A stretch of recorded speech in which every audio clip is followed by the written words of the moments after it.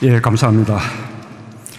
존경하는 독일 국민 여러분, 고국에 계신 국민 여러분, 하을젠 캐러브 재단 이사님과 모두로 전 동독 총리님을 비롯한 예배 기빈 여러분, 먼저 냉전과 분단을 넘어 통일을 이루고 그 힘으로 유럽 통합과 국제 평화를 선도하고 있는 독일과 독일 국민에게 무한한 경의를 표합니다. 오늘 이 자리를 마련해 주신 독일 정부와 캐러브 재단에도 감사드립니다. 아울러 얼마 전 별세하신 고 헬무트 콜 총리의 가족과 독일 국민들에게 깊은 애도와 위로의 마음을 전합니다. 대한민국은 냉전 시기 어려운 환경 속에서도 적극적이고 능동적인 외교로 독일 통일과 유럽 통합을 주도한 헬무트 콜 총리의 위대한 업적을 기억할 것입니다.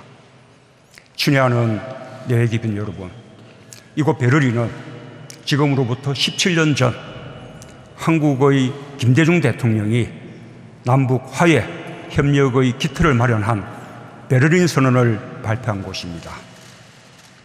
여기 알테스 슈타트하우스는 독일 통일조약 협상이 이루어졌던 역사적 현장입니다.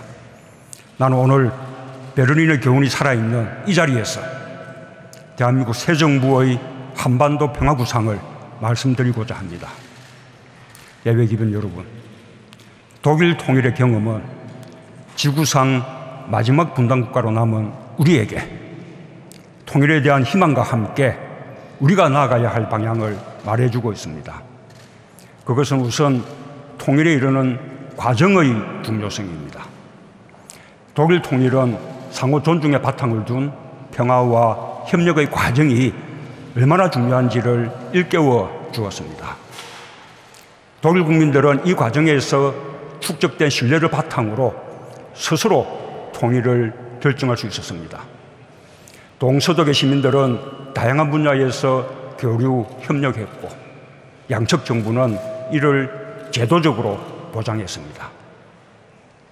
비정치적인 민간 교류가 정치 이념의 빗장을 풀었고 양측 국민들의 다친 마음을 열어나갔습니다. 동방정책이 20여 년간 지속되었다는 사실도 중요합니다. 정권이 바뀌어도 일관된 정책이 가능했던 것은 국민의 지지와 더불어 국제사회의 협력이 바탕이 되었기 때문입니다. 독일은 유럽의 평화 질서가 조성될 때 그 틀 안에서 독일의 통일도 가능할 것이라고 보았습니다. 국제사회와 보조를 맞추고 때로는 국제사회를 설득해서 튼튼한 안보를 확보하고 양국 관계에 대한 지지를 보장받았습니다. 빌리 브란트 총리가 첫걸음을 뗀 독일의 통일 과정은 다른 정당의 헬무트 콜 총리에 이르러 완성되었습니다.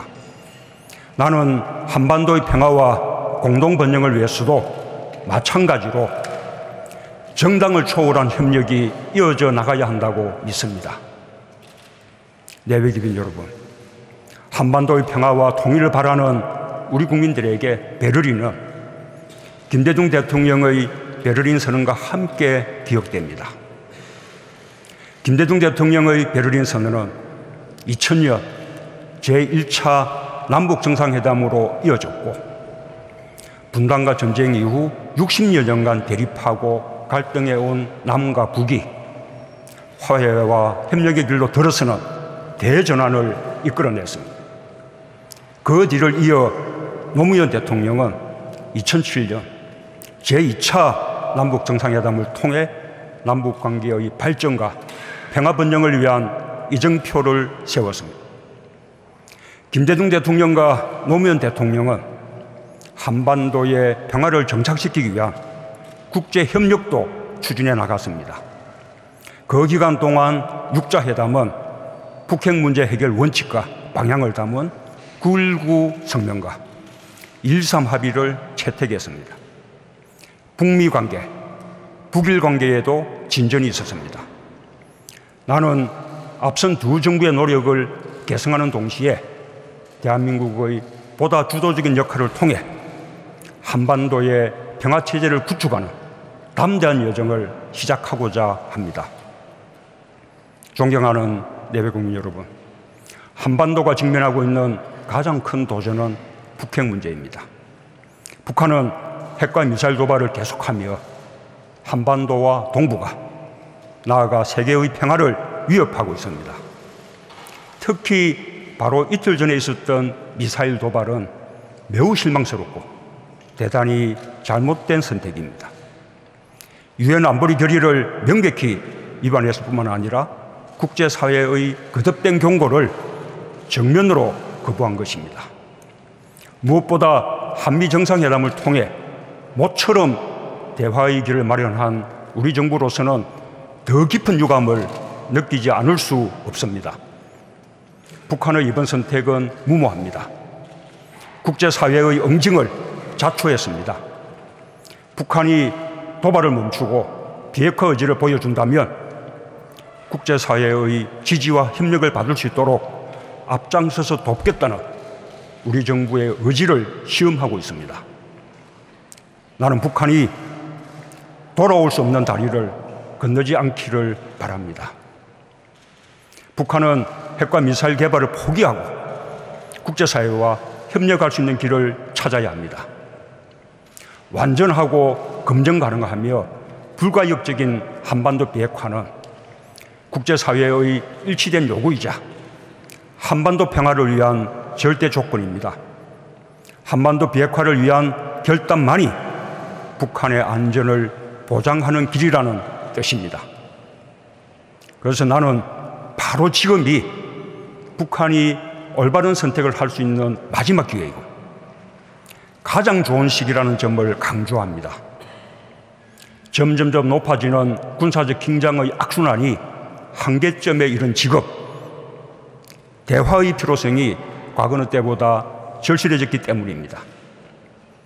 중단되었던 한반도 평화 프로세스를 다시 시작할 수 있는 기본 여건이 마련됐다는 점도 중요합니다. 최근 한미 양국은 제재는 외교적 수단이며 평화적인 방식으로 한반도 비핵화를 달성한다는 큰 방향에 합의했습니다. 북한에 대해 적대시 정책을 갖고 있지 않다는 사실을 천명했습니다. 북한의 선택에 따라 국제사회가 함께 보다 밝은 미래를 제공할 수 있음을 확인했습니다.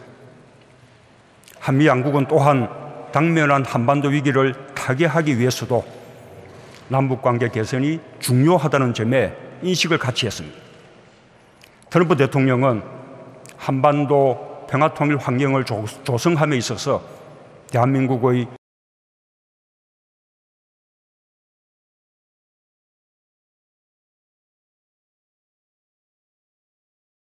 킹 주석과도 같은 공감대를 확인했습니다.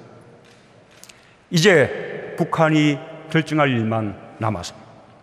대화의 장으로 놓는 것도 어렵게 마련된 대화의 기회를 걷어차는 것도 오직 북한이 선택할 일입니다. 그러나 만일 북한이 핵 도발을 중단하지 않는다면 더욱 강한 제재와 압박 외에는 다른 선택이 없습니다. 한반도의 평화와 북한의 안전을 보장할 수 없게 될 것입니다. 나는 한반도 평화를 위한 우리 정부와 국제사회의 의지를 북한이 매우 중대하고 긴급한 신호로 받아들일 것을 기대하고 촉구합니다. 내외기민 여러분, 이제 한반도의 냉전 구조를 해체하고 항구적인 평화 정착을 이끌기 위한 우리 정부의 정책 방향을 말씀드리겠습니다. 첫째, 우리가 추구하는 것은 오직 평화입니다. 평화로운 한반도는 핵과 전쟁의 위협이 없는 한반도입니다. 남과 북이 서로를 인정하고 존중하며 함께 잘 사는 한반도입니다. 우리는 이미 평화로운 한반도로 가는 길을 알고 있습니다. 6.15 공동선언과 14 정상선언으로 돌아가는 것입니다. 남과 북은 두 선언을 통해 남북 문제의 주인이 우리 민족임을 천명했고 한반도에서 긴장 완화와 평화 보장을 위한 긴밀한 협력을 약속했습니다. 경제 분야를 비롯한 사회 각 분야의 협력 사업을 통해 남북이 공동 번영의 길로 나아가자고 약속했습니다. 남과 북이 상호 존중의 토대 위에 맺은 이 합의의 정신은 여전히 유효합니다. 그리고 절실합니다. 남과 북이 함께 평화로운 한반도를 실현하고자 했던 그 정신으로 돌아가야 합니다. 나는 이 자리에서 분명히 말합니다. 우리는 북한의 붕괴를 바라지 않으며 어떤 형태의 흡수 통일도 추진하지 않을 것입니다. 우리는 인위적인 통일을 추구하지도 않을 것입니다. 통일은 상방이 공영하면서 민족 공동체를 회복해 나가는 과정입니다. 통일은 평화가 정착되면 언젠가 남북 간의 합의에 의해 자연스럽게 이루어질 일입니다. 나와 우리 정부가 실현하고자 하는 것은 오직 평화입니다. 둘째, 북한 체제의 안전을 보장하는 한반도 비핵화를 추구하겠습니다. 지난 4월 전쟁 위기설이 한반도와 세계를 휩쓸었습니다. 한반도를 둘러싼 군사적 긴장은 세계의 화약고와도 같습니다. 한반도의 군사적 긴장을 시급히 완화해야 합니다. 남북 간의 무너진 신뢰를 다시 회복해야 합니다. 우리는 이를 위해 교류와 대화를 모색해 나갈 것입니다. 북한도 더 이상의 핵도발을 중단해야 합니다. 우발적인 충돌을 방지하기 위한 군사관리 체계도 구축해 나가야 합니다. 보다 근본적인 해법은 북핵 문제의 근원적 해결입니다. 북핵 문제는 과거보다 훨씬 고도화되고 어려워졌습니다. 단계적이고 포괄적인 접근이 필요합니다. 우리 정부는 국제사회와 함께 북한 핵의 완전한 폐기와 평화체제 구축, 북한의 안보 경제적 우려 해소, 북미 관계 및 북일 관계 개선 등 한반도와 동북아의 현안을 포괄적으로 해결해 나가겠습니다. 그러나 손뼉도 마주쳐야 소리가 나는 법입니다. 북한이 핵도발을 전면 중단하고 비핵화를 위한 양자대화와 다자대화에 나서야만 가능한 일입니다. 셋째, 항구적인 평화체제를 구축해 나가겠습니다. 1953년 이래 한반도는 60년 넘게 정전 상태에 있습니다. 불안한 정전 체제 위에서는 공고한 평화를 이룰 수 없습니다. 남북의 소중한 합의들이 정권이 바뀔 때마다 흔들리거나 깨져서도 안 됩니다. 평화를 제도화해야 합니다. 안으로는 남북 합의의 법제화를 추진하겠습니다. 모든 남북 합의는 정권이 바뀌어도 개성돼야 하는 한반도의 기본 자산임을 분명히 할 것입니다. 한반도의 항구적 평화 구조를 정착시키기 위해서는 종전과 함께 관련국이 참여하는 한반도 평화협정을 체결해야 합니다. 북핵 문제와 평화체제에 대한 포괄적인 접근으로 완전한 비핵화와 함께 평화협정 체결을 추진하겠습니다. 넷째, 한반도의 새로운 경제지도를 그리겠습니다. 남북 간이 함께 번영하는 경제협력은 한반도 평화정착의 중요한 토대입니다. 나는 한반도 신경제지도 구상을 가지고 있습니다. 북핵 문제가 진전되고 적절한 여건이 조성되면 한반도의 경제지도를 새롭게 그려나가겠습니다. 군사 붕괴선으로 단절된 남북을 경제벨트로 새롭게 잇고 남북이 함께 번영하는 경제 공동체를 이룰 것입니다. 끊겼던 남북 철도는 다시 이어질 것입니다. 부산과 목포에서 출발한 열차가 평양과 북경으로, 러시아와 유럽으로 달릴 것입니다. 남북, 가스 간 연결 등 동북아 협력 사업들도 추진될 수 있을 것입니다. 남과 북은 대륙과 해양을 잇는 교란국가로 공동 번영할 것입니다. 남과 북이 14정상선언을 함께 실천하기만 하면 됩니다. 그때 세계는 평화의 경제, 공동 번영의 새로운 경제 모델을 보게 될 것입니다. 다섯째, 비정치적 교류협력 사업은 정치 군사적 상황과 분리해 일관성을 갖고 추진해 나가겠습니다. 남북 간의 교류협력 사업은 한반도 모든 구성원의 고통을 치유하고 화합을 이루는 과정이자 안으로부터의 평화를 만들어가는 일입니다. 남북한에는 분단과 전쟁으로 고향을 잃고 헤어진 가족들이 있습니다. 그 고통을 60년 넘게 치유해 주지 못한다는 것은 남과 북 정부 모두에게 참으로 부끄러운 일입니다. 대한민국 정부에 가족 상봉을 신청한 이산가족 가운데 현재 생존해 계신 분은 6만여 명, 평균 연령은 81세입니다. 북한도 사정은 마찬가지일 것입니다. 이분들이 살아계신 동안에 가족을 만날 수 있게 해야 합니다. 어떤 정치적 고려보다 우선해야만 하는 시급한 인도적 문제입니다.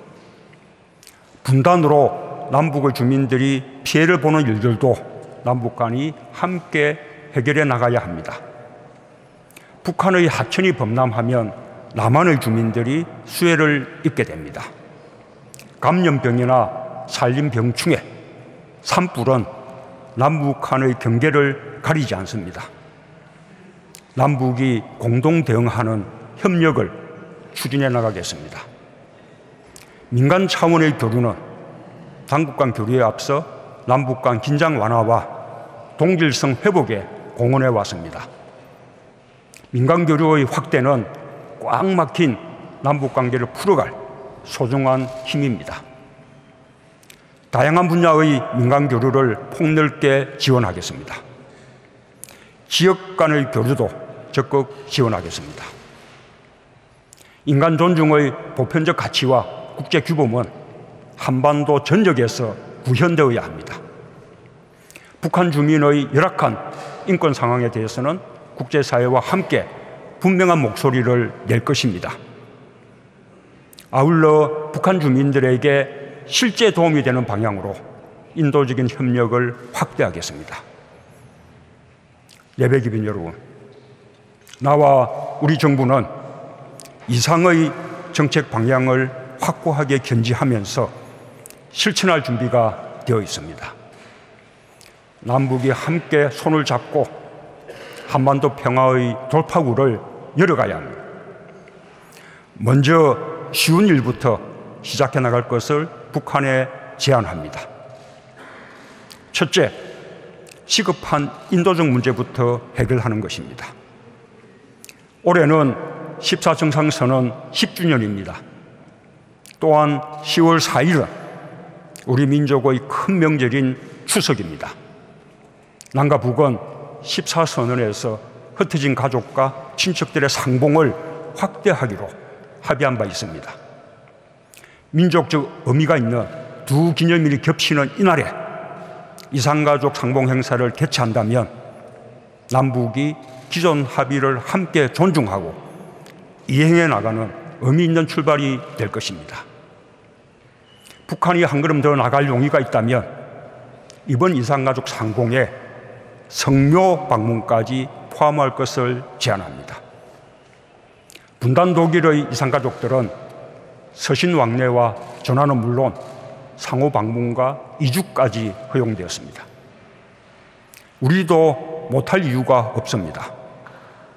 더 많은 이산가족이 우리 곁을 떠나기 전 그들의 눈물을 닦아줘야 합니다. 만약 북한이 당장 준비가 어렵다면 우리 측만이라도 북한 이산가족의 고향 방문이나 성묘를 허용하고 개방하겠습니다. 북한의 호응을 바라며 이산가족 상봉을 논의하기 위한 남북 적시자 회담 개최를 희망합니다. 둘째, 평창 동계올림픽에 북한이 참가하여 평화올림픽으로 만드는 것입니다. 2018년 2월 한반도의 군사 분계선에서 100km 거리에 있는 대한민국 평창에서 동계올림픽이 개최됩니다. 2년 후 2020년엔 하계올림픽이 동경에서, 2022년엔 북경에서 동계올림픽이 개최됩니다. 우리 정부는 아시아에서 이어지는 이 소중한 축제들을 한반도의 평화, 동북아와 세계의 평화를 만들어가는 계기로 만들 것을 북한에 제안합니다. 스포츠에는 마음과 마음을 잇는 힘이 있습니다. 남과 북, 그리고 세계의 선수들이 땀 흘리며 경쟁하고 쓰러진 선수를 일으켜 부둥켜 안을 때 세계는 올림픽을 통해 평화를 보게 될 것입니다. 세계의 정상들이 함께 박수를 보내면서 한반도 평화의 새로운 시작을 함께 열 수 있기를 기대합니다. 북한의 평창 동계올림픽 참가에 대해 IOC에서 협조를 약속한 만큼 북한의 적극적인 호응을 기대합니다. 셋째, 군사 분계선에서의 적대 행위를 상호 중단하는 것입니다. 지금 이 순간에도 한반도의 군사 분계선에서는 총성 없는 전쟁이 계속되고 있습니다. 양측군에 의한 군사적 긴장 고조 상태가 변하지 않고 있습니다. 이는 남북한 무력 충돌의 위험성을 고조시키고 적병 지역에서 생활하는 양측 국민의 안전을 위협하는 일입니다. 올해 7월 27일은 휴전협정 64주년이 되는 날입니다. 이날을 기해 남북이 군사 분계선에서 군사적 긴장을 고조시키는 일체의 적대 행위를 중지한다면 남북 간의 긴장을 완화하는 의미 있는 계기가 될 것입니다. 넷째, 한반도 평화와 남북 협력을 위한 남북 간 접촉과 대화를 재개하는 것입니다. 한반도 긴장 완화는 가장 시급한 문제입니다. 지금처럼 당국자 간 아무런 접촉이 없는 상황은 매우 위험합니다. 상황 관리를 위한 접촉으로 시작하여 의미 있는 대화를 진전시켜 나가야 합니다. 나아가 올바른 여건이 갖춰지고 한반도의 긴장과 대치 국면을 전환시킬 계기가 된다면 나는 언제 어디서든 북한의 김정은 위원장과 만날 용의가 있습니다. 핵 문제와 평화협정을 포함해 남북한의 모든 관심사를 대화 테이블에 올려놓고 한반도 평화, 남북 협력을 위한 논의를 할 수 있습니다. 한 번으로 되지 않을 것입니다. 시작이 중요합니다. 자리에서 일어서야 발걸음을 뗄 수 있습니다. 북한의 결단을 기대합니다. 존경하는 예배 기분 여러분, 독일은 한국보다 먼저 냉전을 극복하고 통일을 달성했지만 지금은 지역주의와 테러, 난민 문제 등 평화에 대한 또 다른 도전에 직면해 있습니다. 나는 독일이 베를린의 민주주의와 평화 공존의 정신으로 새로운 도전들을 극복하고 독일 사회와 유럽의 통합을 완성해 나갈 것을 믿습니다. 대한민국도 성숙한 민주주의의 힘으로 평화로운 한반도를 반드시 실현해 나갈 것입니다. 베를린에서 시작된 냉전의 해체를 서울과 평양에서 완성하고 새로운 평화의 비전을 동북아와 세계에 전파할 것입니다. 독일과 한국은 평화를 향한 전진을 멈추지 않을 것입니다. 양국은 언제나 서로를 지지하고 응원하며 연대할 것입니다. 인류의 더 나은 삶, 세계의 더 좋은 미래를 향해 굳세게 함께 나아갑시다. 감사합니다.